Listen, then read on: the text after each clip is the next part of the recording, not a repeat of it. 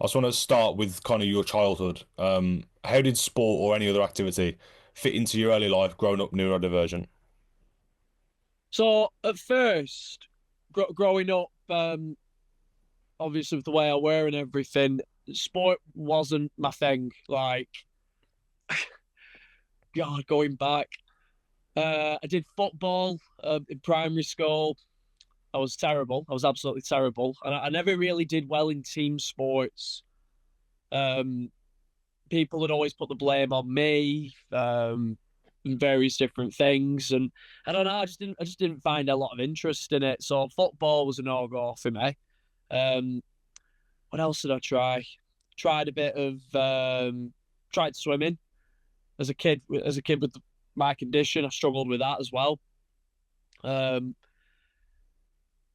I just really didn't find anything interesting, if that makes sense. Like nothing I did as a kid, I didn't really like have any interest in it, and also I didn't like that there was a lot of boundaries and there was like a lot of like regulations, if that makes sense, a lot of rules and stuff. Um, and also just I just never really did well in team games, like anything where you had to be like, like communicating with people. I found martial arts when I was 7 years old. I did traditional jiu-jitsu. I'm not gonna lie, when I started it as a kid, I hated it. I actually hated it. I did like two classes. I liked it, and then I like the fact that I could kick stuff, I could punch stuff, learning all these really cool moves. But again, like I didn't like the fact that there was someone telling me what to do, if that makes sense. But as I got older, and I'm really thankful for my mum and dad for this. They pushed me on to do it, even if I didn't want to do it. And as I got older, I started finding more of a love for martial arts as opposed to other stuff. And like it just evolved from there into being mixed martial arts and where I am now. And that was going to be one of my questions. I was going to say a lot of autistic people and specifically children have kind of intense focuses or special interests. And I know you said you didn't kind of like jujitsu as you were when you first got into it, but as you got older, did that kind of one sport and having, I suppose, in terms of sport, mixed martial arts and just martial arts in general is quite free in terms of there's not much rules. There is rules, but it's you're kind of on your own, and it's more a lot of creative. Do you think that helped channel the focus for you? I think what helps is the freedom of expression, if that makes sense. Um, Especially in MMA, MMA more so. MMA is the type of martial art where you kind of figure it out yourself. Like your instructor will give you techniques to work with, and you just make it your own basically. Like not everyone's style's the same. So that's number one. And number two, it's not like we have to line up and bow to someone, if that makes sense. It's just be you type thing. And Right. that's what I liked about it. That's what I loved about it.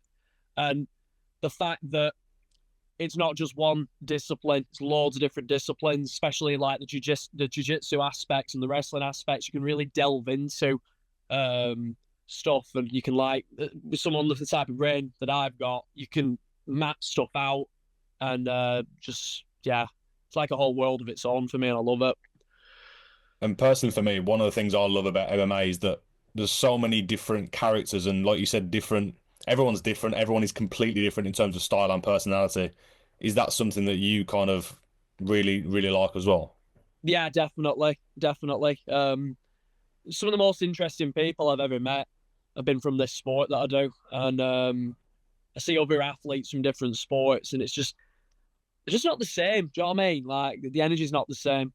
Like you have to be a little bit to do mixed martial arts. You have to, and a lot of the time you end up with a pretty interesting personality. Whether you're a bit of a lunatic, you're a bit eccentric, um, you just have weird tendencies, and I feel like for me, I fit in very well in that kind of environment. And you said you kind of transitioned from traditional martial arts into mixed martial arts as a Yeah. teenager.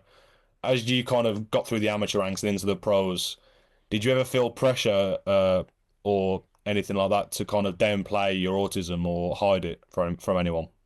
Um, in the amateurs a little bit, but so early on amateur, I didn't like giving it away. Like I always had this ego, so to speak. Like you got to hide all your weaknesses, you got to hide all your insecurities, and you got to like portray yourself in a certain light, like almost a fake sort of image.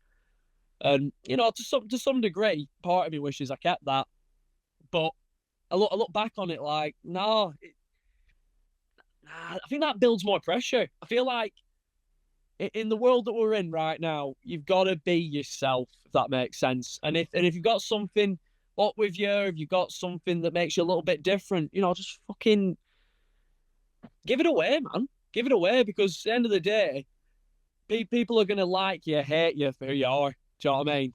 Like that's it. Like, and if you're gonna hide it, there's no point really living, is there? Like, just fucking be yourself, man. Um, what was your question? Sorry. Yeah, just did you ever feel any pressure to hide or downplay your autism? I did at start, but then as I've got older, like especially when I turned pro, I just thought, nah, fuck it. Like a lot of kids grow up and they want to hide it, and they almost look at it like it's a bad thing. It's not. It's a superpower. Don't get me wrong. There's some downsides to it. Do you know what I'm saying? There's loads of downsides to being autistic, but um, in terms of like being a high functioning autistic person, of course, there are quite a few advantages to being on the spectrum, as well as some of the disadvantages. And you've used your platform a lot to raise awareness for autism. What impact do you hope to have by doing that? The main thing with me is a lot of kids growing up, especially nowadays, like people say bullying's not as bad. I think it's getting a lot fucking worse, especially with the internet. Um, I feel like I'm giving a lot of young kids in a similar situation as me growing up, giving them hope, if that makes sense. Because when I was growing up and I was getting picked on, and I was thinking, oh, there's something wrong with me, blah blah blah. I'm never gonna get a girlfriend. I'm never gonna do this. I'm never gonna do that. I even had some fucking teachers saying that I'm gonna be a fucking bin man. Do you know what I mean? Like, it's no, absolutely no hope in anything. But when I found martial arts, it gave me a pathway of excellence, if that makes sense. So yeah, my vibe is to just push that young kids in my situation can find something to strive towards, to make themselves great in something, to build confidence, to basically just be a normal person but have your own thing, if that makes sense. Like, and if you're getting picked on or whatever, there is a light at the end of that tunnel. It's not going to last long. And something that you've done to help raise awareness. You're now an ambassador for the Fight for Autism initiative. Can you tell me about the work that they do and how you first got involved with them? I'm not gonna lie, I don't actually do a lot with them, like per se. I don't like go to meetings or events or anything because I have sounds bad. I haven't got the time for it. Like as you can imagine, like trying to get this interview together, like I'm trying to balance having sort of a normal life with all my training, and then obviously I do a bit of coaching at the same time. I've never really got any time for anything. When I do, it's like, right, well, my girlfriend and my family come first, and a few of my friends here and there. Um, but anyways, back to what you said. I I think what they're doing is fantastic, mate. Well, I think what they're doing is fantastic. They reached out to me back in, oh God, I remember now. It was when I turned pro. Yeah, it was before my pro debut, or it was just after my pro debut. So we're talking like 2020. Yeah, it was 2020. Um, they reached out to me, said, "Do you want to be an ambassador?" And I said, "Of course, I'd be proud to." And yeah, it came from there. I think they reached out to me after I put up a highlight video of me breaking my leg. You know the story about me breaking my leg, don't you?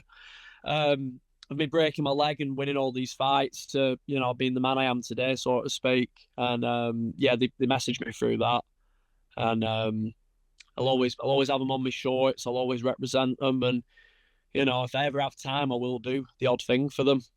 And yeah, I think it's a very positive message that they're pushing. And you've touched on different bits of elements here and there, but on a whole, what does being autistic mean to you personally?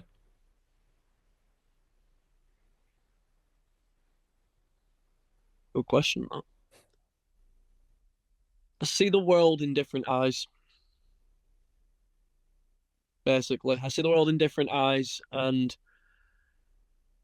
I I act on the world with different actions, so to speak. Yeah, that's basically it. And what changes do you think that we could see in society to kind of help support autistic, or help better support autistic and neurodivergent people? Primary schools and high schools basically putting in a sort of a day or even a week where they're educating kids, I think, because when I was growing up, it might be different now. I don't know. I don't know because I've not obviously been to school in the last fucking 10, 12 years or whatever. But I think they should do like educational programs in schools where they explain different neurodivergent issues, like, for example, not just autism, but ADHD, bipolar, even some mental illnesses, to be honest with you, because everybody's different. Do you know what I'm saying? Everyone's got their own issues. And when I was a kid, a lot of kids they'd pick on me or they'd push me aside because they looked at me as different. They didn't know what autism was. They didn't know what ADHD was. They just thought, oh, you're a bad kid. Oh, you're a weird kid. Oh, you're probably gonna be a fucking school shooter. Do you know what I mean? Like, um, there was a lot of negativity towards it, and even parents and teachers could be pretty bad. Like saying stuff to their own kids, saying, "Oh, stay away from him" or whatever. So no, I think it needs to be there needs to be a program where kids are educated on it, if that makes sense. So there's that, and of course, I think more athletes and more celebrities and people in a higher position, if they like come out and say like I've got some issues, I've got this, I've got that, not just autism, like just being open about themselves, if that makes sense. I feel like that would kill the stigma quite a bit.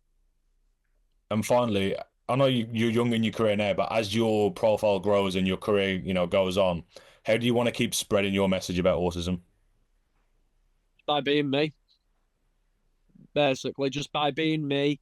And another thing I want to start doing, like I said, when I get time for it, is I want to like do school talks and stuff. That's something I've actually been interested in. Um, my old coach Rob Friedman, he took us, me and a few other fighters from our old gym, to a few different schools across the country. He mainly did it to try and advertise MMA. But I just remember doing a lot of them school talks, and I'm thinking, something like this to push autism awareness would be pretty good. Because being a professional athlete, a lot of people will look at me and think, "Fucking hell, he's supposed to be a weirdo. We've got a kid in our classroom that we pick on or whatever, and we don't think he's ever going to amount to anything. But look at this guy; he's done all this. That I feel like that would help doing programs and going into schools like that. I think that would help a lot, and I'd love to do that, to be honest. Thanks, Chris, for joining me this evening. I do really appreciate it. I know you've been really busy and it's been tough to get this together, but I'm glad we finally got to chat to each other.